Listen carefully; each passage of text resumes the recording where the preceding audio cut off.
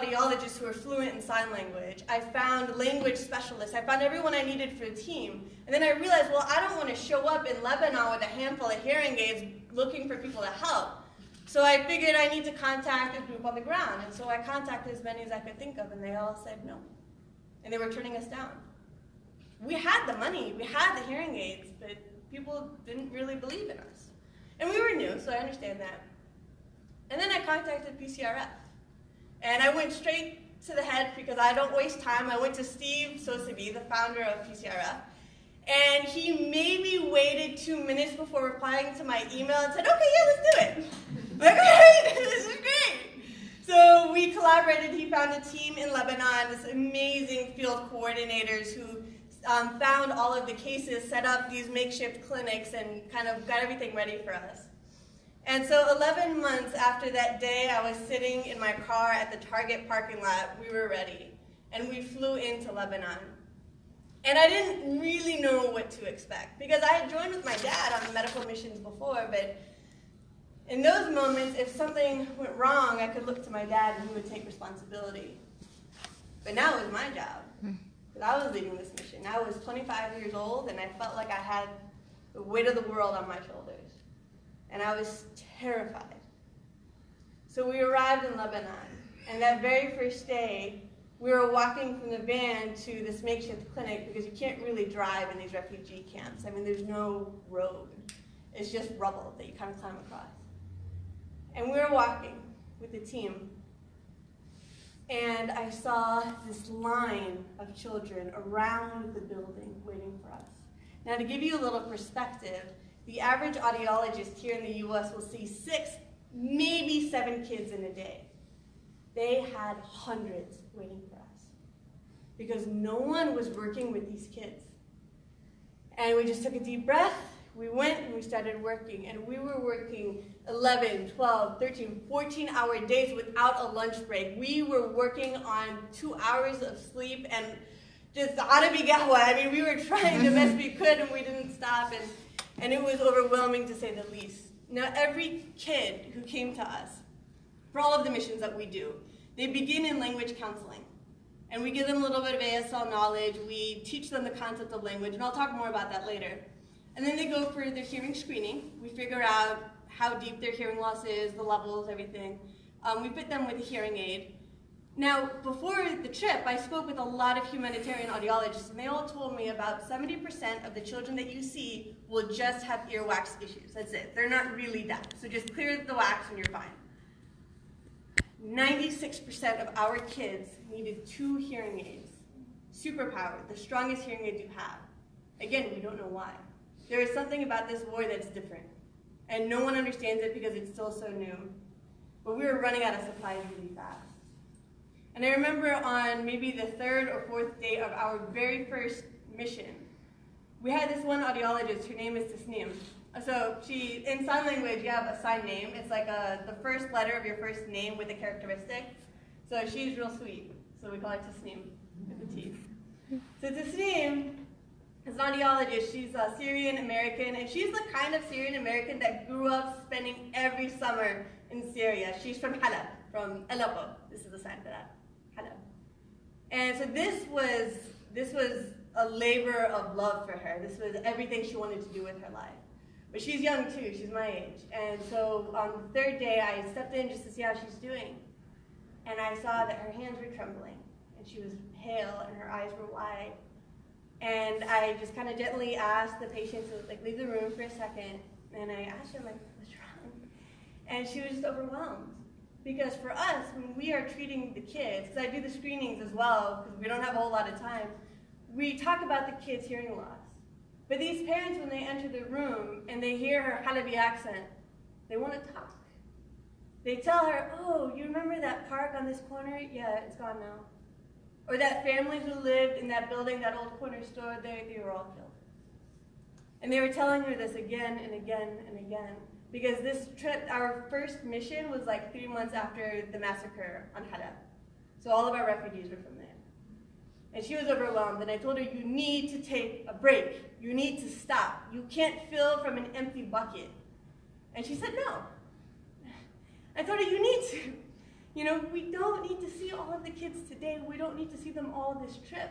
And she started crying, and she told me, Zainab, if not us, then who? And that struck me, because there were all these kids, and no one was working with them. And sure, some NGOs will go and throw a handful of hearing aids, but no one teaches them how to use them. And to be honest with you, in a refugee camp, without speech therapists, without, you know, counselors and language, I mean, a hearing aid will do this much. You need language. So we continued working. Those 15, 16-hour days, I mean, we weren't sleeping. We were working around the clock. And there was a lot of really powerful work that was being done with the language. So Greg, who grew up signing, he's what we call a deaf native signer. So not like me, I'm fluent now, but I didn't grow up with it. He did. So he has a very deep conceptual knowledge of sign language. So we would work with these kids who would enter the counseling room. They would have just gotten their hearing aids, and their mothers would already be crying because these mothers think that you put on a hearing aid and the kid is cured, and that's not how it works. And we would introduce them to Greg, and we would say, he's deaf too. Because these parents think that it's it for their kids. They can't go to school, they can't get jobs, there's nothing for them. So we introduced them to Greg, a deaf adult. And we explained that you would not be here getting your hearing aid if it wasn't for this deaf adult who set up DPS. And they say, oh yeah, but he can't read. We're like, he can read. And so we bring out a paper and he writes and he proves to them. And I say, yeah, but he can't go to school. I'm like, well, he graduated from Gallaudet. Oh, but he can't get married. I'm like, he has 4 kids. Like, it's not, there are no excuses. You can live a life, and it changes their perspective. But you also have a lot of kids who were born deaf or who became deaf really early on and never had language exposure. Because if you are a 7-year-old or an 8-year-old in Syria, your entire life has been spent escaping from and surviving a war. Your parents don't have time to learn sign language. So I want to tell you one story that really kind of sticks with me. We were working in a makeshift clinic on top of an old gas station. It was freezing, it was raining hard outside. And we were just kind of getting ready to finish for the day, and this little girl and her family came in, and they were just begging to be seen. They weren't on the list, but we're like, it's fine, come on in. And we brought her in for audiological screening, and she was just totally deaf. We couldn't give her hearing aids, they wouldn't help her. And her parents were fine, they kind of expected that might be the case. So we told them, it's not finished, we're gonna go to language counseling. This kid, she was, I think 7, and she had never learned a word. She didn't have language. And I want you for a second to imagine what it's like to not have that voice in your head. That voice that tells you what's right or wrong. That voice that helps you reason your way through things, that helps you feel a little bit less alone, that controls your impulses. She didn't have that. None of these kids do, because she didn't know what a word was. So her mother warned us. She said, my daughter cries a lot, so be careful. We told her it's fine, we're used to traumatized kids, it's okay. She brought her into the room, and she sat with Greg. And Greg started signing, and she cried right away. He said, it's fine, it's okay. And he turned to me and he said, Z, go get that bag of toys from the waiting room. So I brought them over. And Greg brought out a ball. And he looked at her, and he said, this is a ball. Can you sign ball? She just kind of sat there watching him. All right, that's fine, he put it down. Picked up a doll. Said, this is a doll. Do you want the doll? And she looked interested, but she didn't say anything. She just sat there. And so Greg put it down, and he picked up her bracelet. And he said, this is a bracelet. And all of a sudden, something clicked. And her eyes widened, and she looked up at him. And Greg said, bracelet. This is a bracelet. And she had that Helen Keller moment, that water moment where all of a sudden words made sense.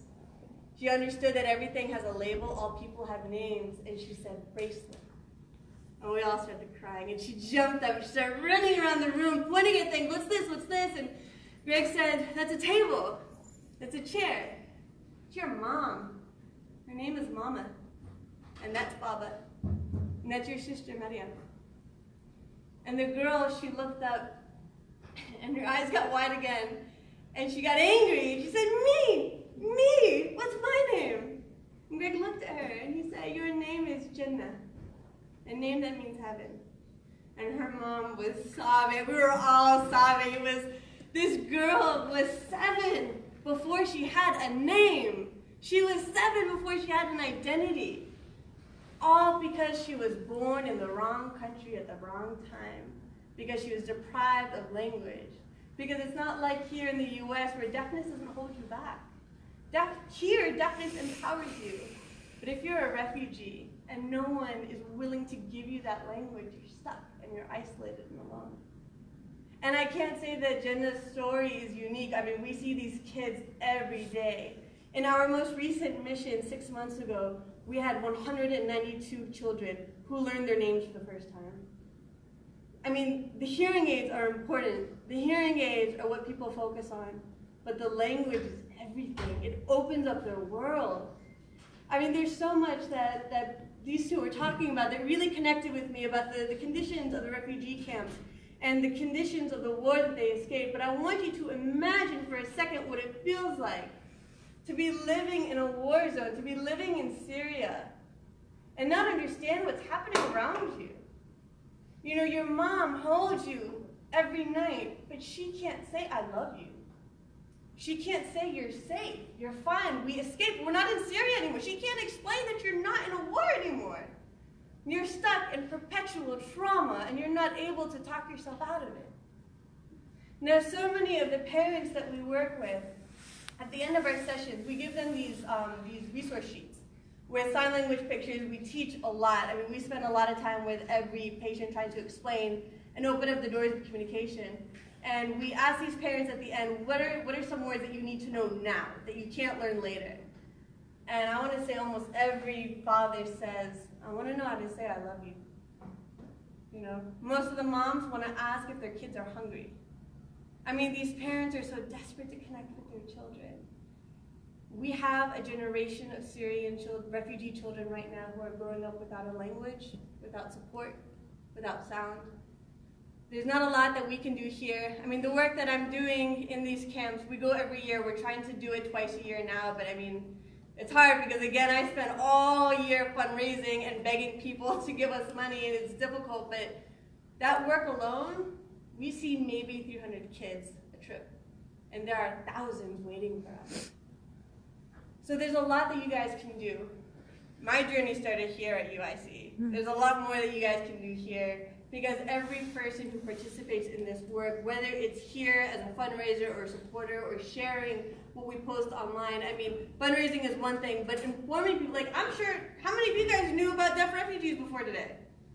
Not a whole lot of you, because we're friends on Facebook. But, I mean, people don't know, and they need to tell people these stories. The story of Hanan, the story of that toy you found, the story of Jenna. Tell people, not just your friends and family. Post about it. Tell your neighbors who don't know about the refugee crisis. Explain the humanity behind the news stories. And don't stop talking until people listen. Thank you.